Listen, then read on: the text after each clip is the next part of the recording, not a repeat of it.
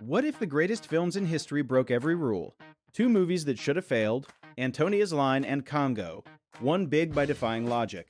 But the number one film rewrote how stories are told, and its director was told it would never work.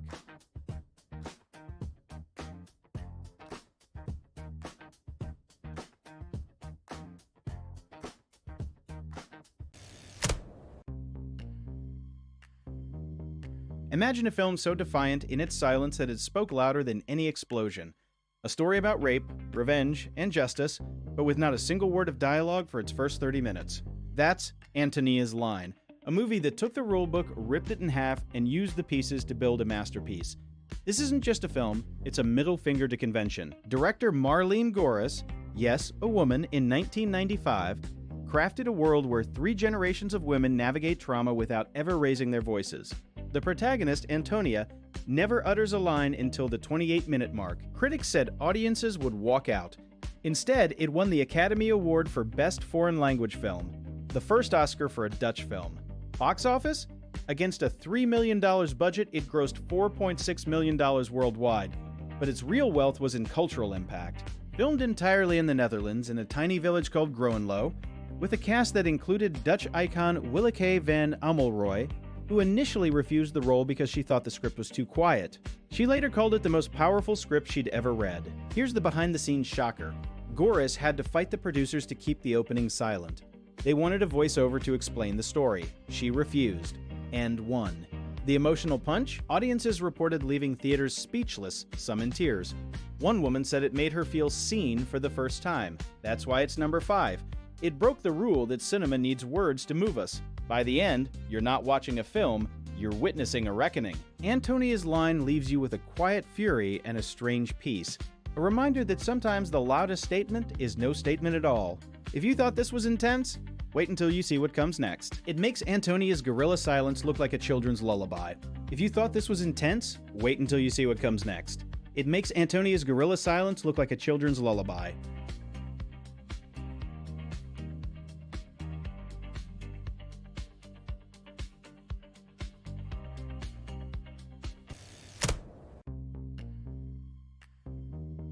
Imagine you're in the middle of the African jungle facing a pack of silverback gorillas. But these aren't just any gorillas, they're highly intelligent, trained to kill, and they've just ripped a man's head clean off. That's Congo, the 1995 adventure thriller that critics hated, audiences loved, and everyone forgot. But at number 4 on our list, it's a film that broke every rule of storytelling, and won anyway. Congo is based on Michael Crichton's novel, but here's the thing. The book is a serious, near fatalistic exploration of technology and nature. The movie? It's a wild, campy ride that doesn't take itself seriously for a second. Directed by Frank Marshall, the film blends high-stakes jungle survival with absurd humor, like a gorilla who signs "I love you" moments before a massacre. That tonal whiplash is exactly what made it work. Audiences were laughing and screaming in the same scene. It's a roller coaster that knows it's ridiculous and dares you not to enjoy it. Here's the behind-the-scenes shocker. The lead gorilla, Amy, is played by a man in a suit, the late great John Alexander. But the facial expressions? Those were achieved with cutting-edge animatronics by Stan Winston Studio, the same team behind Jurassic Park. And yet, the film's budget was a modest $50 million, a fraction of what blockbusters cost today. It grossed over $152 million worldwide, making it a massive hit. Critics savaged it. Roger Ebert called it an adventure that seems to be taking place in a popcorn popper, but audiences flocked to it. Why? Because it didn't pretend to be anything more than an exciting, funny, and slightly insane jungle romp. At number 4, Congo earns its place by proving that breaking the rules of tone can be a winning strategy. It refuses to be one thing. It's a horror film, a comedy, a sci-fi adventure, and a love story about a gorilla and her human friend. And it works. The emotional payoff comes from its sheer audacity. By the time the credits roll, you've laughed, screamed, and maybe even teared up when Amy signs "I miss you." It's a mess, but a glorious one. So if you thought this film was a wild ride, just wait. What comes next makes Congo look like a nature documentary. If you thought this film was a wild ride, just wait. What comes next makes Congo look like a nature documentary.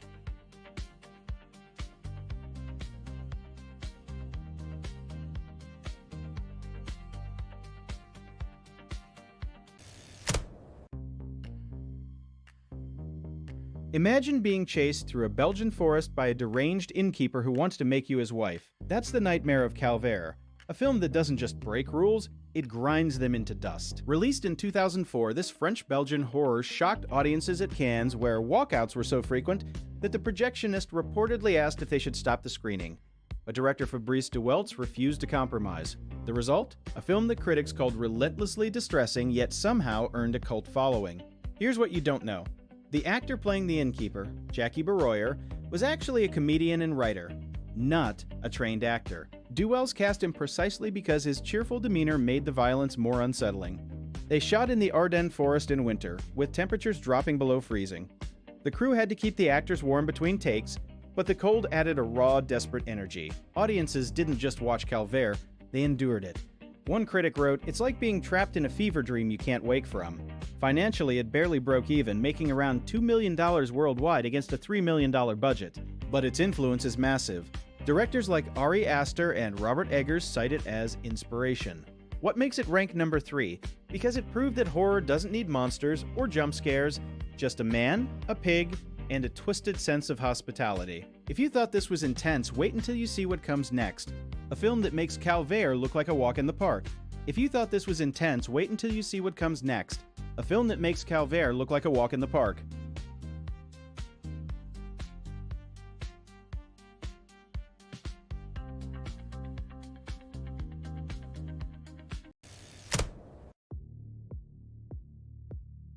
Pixar, a company that made a film about toys, and bugs, and monsters, but then they made a film that shouldn't have worked. A movie about stock cars, with no human characters.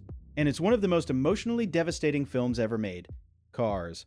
Here's why it broke every rule. Pixar had never made a film set in the real world. No toys, no monsters, no fish, just cars. But not just cars. Culture, a whole world built around highways and small towns. The risk was astronomical. The budget? $120 million. The pressure? After Finding Nemo, anything lower was a failure. But here's the behind-the-scenes truth. Director John Lasseter spent years researching Route 66. The diner, the motel, the courthouse, all based on real places. Radiator Springs is a love letter to dying American towns. And the voice cast? Paul Newman's last performance. He recorded his lines as Doc Hudson just months before his death.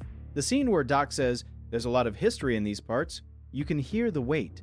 Critics were skeptical. Talking cars? Too weird.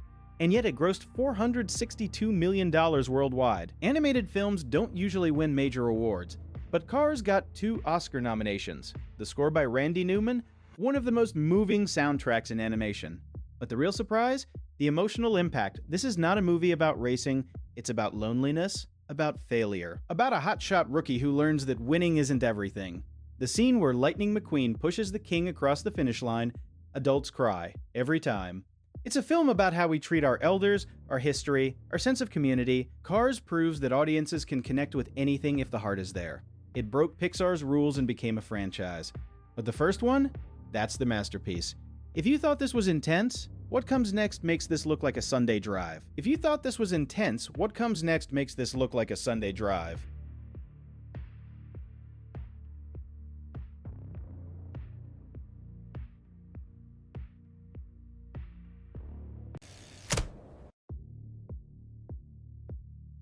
Imagine creating a whole new language from scratch, a language spoken by a tribe of 10-foot-tall blue aliens. That's what linguist Paul Frommer did for Avatar, 1,000 words with its own grammar and syntax. But that's just the start of why James Cameron's 2009 epic sits at number 1 on our list. It broke every rule in Hollywood. Conventional wisdom said, original sci-fi doesn't sell. Cameron said, watch me. He waited 12 years after Titanic for technology to catch up with his vision. The budget? $237 million, the most expensive film ever at the time. Critics predicted disaster. Instead, it earned $2.92 billion worldwide, becoming the highest-grossing film in history. Twice. How? Avatar did something no film had done before. It made you care about pixels. The Na'vi aren't just CGI, they're emotions. Cameron shot with a revolutionary camera system that captured actors' performances in real time, projecting them as Na'vi on a virtual set. Zoe Saldana spent months training in martial arts, archery, and horseback riding for a role where she's entirely digital. But the real shocker, Avatar almost didn't happen. In 1996, Cameron wrote an 80-page script treatment. Studios laughed. Too expensive. Nobody cares about blue aliens. He shelved it for a decade.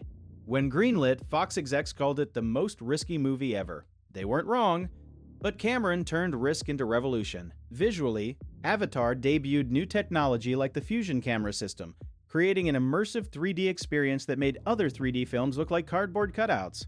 It spawned a planet, Pandora, with floating Hallelujah mountains, bioluminescent forests, and creatures with 6 legs. Scientists named a new species of shrimp after the film. Audiences didn't just watch Avatar, they lived it. People reported depression after leaving the theater, longing for Pandora. That's power. Yet Avatar isn't just spectacle. It's a story about colonialism, environmentalism, and identity. Cameron wove themes that resonate globally. The film's emotional core, Jake Sully finding purpose among the Na'vi, get like a punch to the heart. When Neytiri says, "I see you," audiences cried. This is why Avatar belongs at number 1. It broke every rule by being bold, patient, and uncompromising. It proved that original stories can conquer the world, and it gave us a feeling we'd never felt before, that movies could be portals to another world. When the lights came up, we were changed. That's cinema at its best.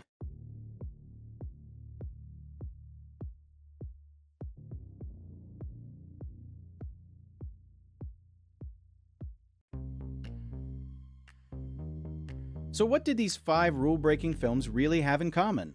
They each dared to trust one rebellious vision: Antonia's line's refusal of tragedy, Congo's unapologetic absurdity, Calvaire's silent shattered, Car's counterintuitive pace, and Avatar's raw nerve of immersion. They gambled on something we couldn't have known we needed, and won.